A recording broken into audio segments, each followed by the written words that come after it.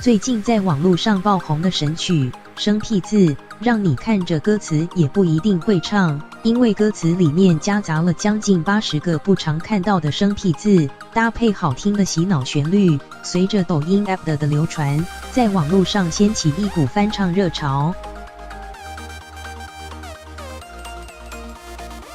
歌曲生僻字，多接、叠谢、耄耋、饕餮、淋雨、阴雨、寄语、举语、又恶无宣、不恶不圈、其类、灰灰、烟杂，解决这首歌歌词中的字艰涩难懂。整首歌有大概70横线80字个生僻字，你会念几个呢？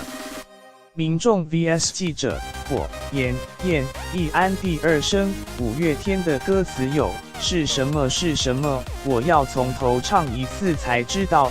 真的一时想不起来。又双不会了，有听过歌，不会特别去记什么字啦，因为感觉好像不会用到。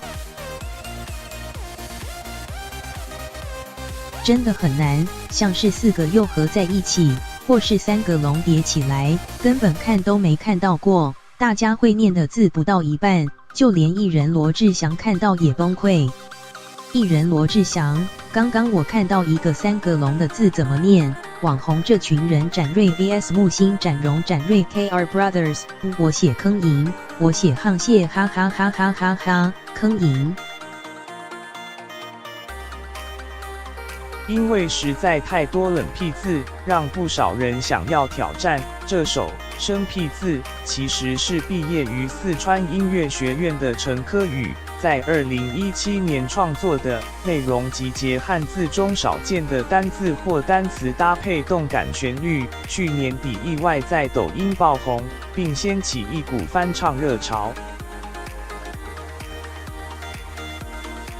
网红苏阳，穷穷竭力，沆瀣一气，踽踽独行，醍醐灌顶，绵绵瓜瓞，凤位龟颞，龙行达达，犄角旮旯。大陆网红生僻字，娉婷袅娜，涕泗滂沱，挠挠不休，不郎不有。网络歌手纷纷挑战一口气唱完所有生僻字，就连外国人也不想漏气，都拍起挑战视频，唱出标准中文，也体现汉字奥妙。